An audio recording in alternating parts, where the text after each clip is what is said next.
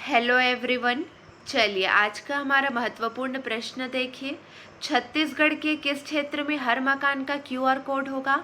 सही जवाब है रायपुर। रायपुर में हर मकान का क्यूआर कोड होगा। स्कैन करने से 21 सेवाएं घर बैठे मिलेंगी।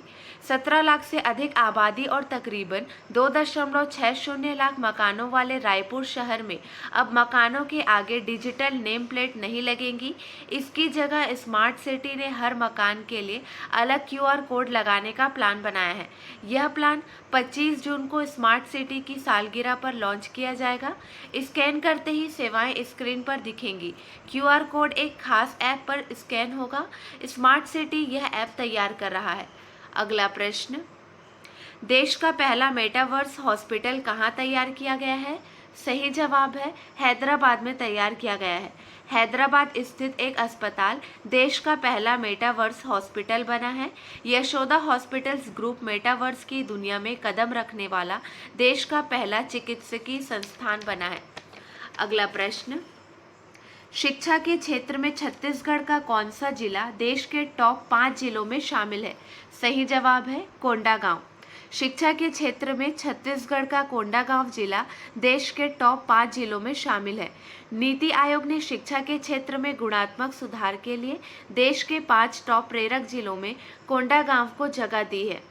अगला प्रश्न, छत्तीसगढ़ से किसने काव्य संग्रह छंद दर्पण का विमोचन किया है? सही जवाब है मुख्यमंत्री भूपेश बघेल ने विमोचन किया है। मुख्यमंत्री भूपेश बघेल ने श्रीमती सरोज दुबे द्वारा रचित काव्य संग्रह छंद दर्पण का विमोचन किया है। उनकी लिखी 2 बुक सरोज की कुंडलियां और सरोज के 9 गीत प्रकाशित हो चुकी है। अगला प्रश्न, समय पर जल प्रबंधन पुस्तक का विमोचन किसने किया है? देखिए 4 ऑप्शन दिए गए हैं। सही जवाब है मुख्यमंत्री भूपेश बघेल ने विमोचन किया है। डॉक्टर राजेंद्र देवांगन द्वारा जल प्रबंधन पर लिखी गई पुस्तक समय पर जल प्रबंधन का विमोचन किया है। डॉक्टर देवांगन ने बताया कि इस पुस्तक पर नरवा गरवा घुरवा बाड़ी कार्यक्रम के माध्यम से हो रहे बेहतर जल संरक्षण के साथ ही इसमें ग्लोबल वार्मिंग को कम करने एवं प्राकृतिक खेती को बढ़ावा देने के उपायों के बारे में जानकारी दी गई है। डॉक्टर राजेंद्र हाल ही में बीएसपी से सेवानिवृत्त हुए हैं। क्लियर है। समय पर जल प्रबंधन पुस्तक का विमोचन मुख्यमंत्री भूपेश बघेल ने किया है। अगला प्रश्न, कृषि और प्रसंस्कृत खाद्य उत्पाद निर्यात विकास प्राधिकरण ने किस फल के निर्यात को बढ़ावा देने के लिए बहरीन में मैंगो फेस्टिवल का आयोजन किया है? सही जवाब है आम। कृषि और प्रसंस्कृत खाद्य उत्पाद निर्यात विकास प्राधिकरण ने हाल ही में आम के निर्यात को बढ़ावा देने के लिए बहरीन में 8 दिवसीय मैंगो फेस्टिवल का आयोजन किया है। आम की सभी किस्मों को सीधे किसानों और 2 किसान उत्पाद संगठनों से खरीदा गया है। अगला प्रश्न, वार्षिक विश्व प्रतिस्पर्धात्मकता सूचकांक 2022 में भारत कौन से स्थान पर रहा है? सही जवाब है 37वें स्थान पर रहा है। सूचकांक प्रबंधन विकास संस्थान के वार्षिक विश्व प्रतिस्पर्धात्मकता सूचकांक 2022 में भारत 37वें स्थान पर रहा है। इस सूचकांक के मुताबिक भारत ने एशियाई अर्थव्यवस्थाओं में सबसे तेज वृद्धि देखी है। इसके सूचकांक में डेनमार्क पिछले साल 3रे स्थान से 63 देशों की सूची में शीर्ष पहुंच गया है। अगला प्रश्न, सुप्रीम कोर्ट की पूर्व न्यायाधीश न्यायमूर्ति रंजना प्रकाश देसाई को किस परिषद के अध्यक्ष के रूप में चुना गया है? सही जवाब है भारतीय प्रेस परिषद। सुप्रीम कोर्ट के पूर्व न्यायाधीश न्यायमूर्ति रंजना प्रकाश देसाई को भारतीय प्रेस परिषद के अध्यक्ष के रूप में चुना गया है। न्यायमूर्ति देसाई ने हाल ही में जम्मू और कश्मीर परिसीमन आयोग के अध्यक्ष के रूप में काम किया है। अगला प्रश्न, महिलाओं के रोजगार को बढ़ावा देने के लिए किस सोशल नेटवर्क और संयुक्त राष्ट्र की महिलाओं ने समझौता किया है? सही जवाब है लिंक्डइन। महिलाओं के रोजगार को बढ़ावा देने के लिए लिंक्डइन और संयुक्त राष्ट्र की महिलाओं ने समझौता किया है। इसके तहत लिंक्डइन $5 लाख निवेश करेगी।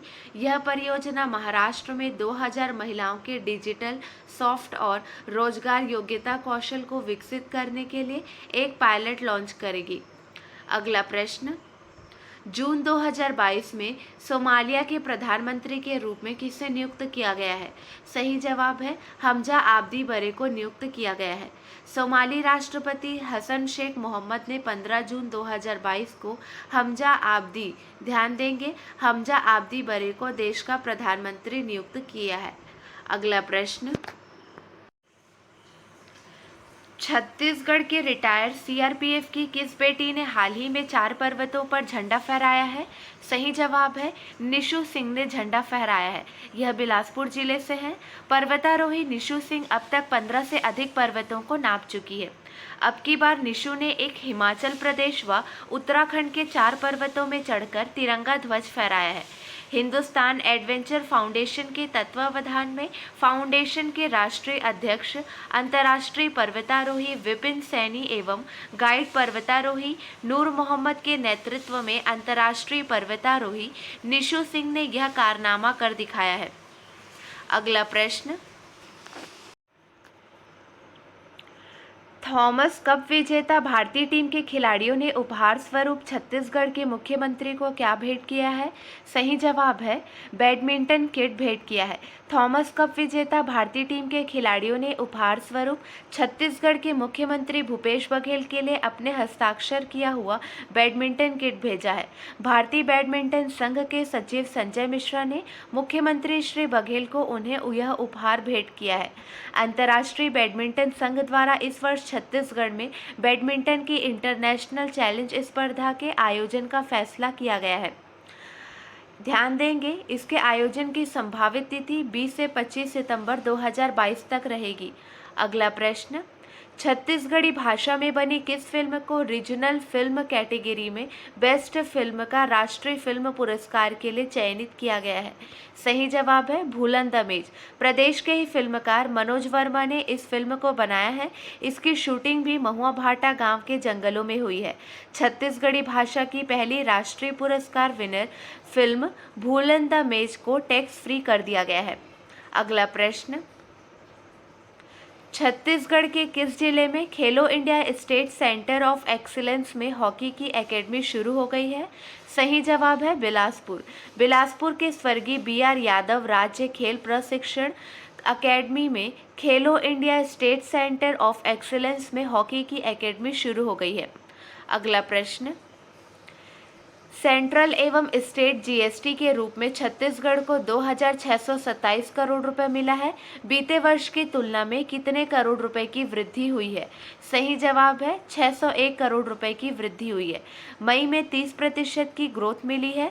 देश में सबसे ज़्यादा GST संग्रह महाराष्ट्र में हुआ है। चलिए, आपके लिए 2 प्रश्न हैं, इसका सही जवाब आपको कमेंट सेक्शन में देना है। छत्तीसगढ़ से किन्हें मरणोपरांत शौर्य चक्र से सम्मानित किया गया है? अगला प्रश्न है, नेशनल डेयरी बोर्ड की रिपोर्ट के अनुसार छत्तीसगढ़ राज्य कौन से स्थान में है? चलिए, आज के लिए बस इतना ही। अगले वीडियो में मिलेंगे नए प्रश्नों के साथ। Keep watching and keep learning.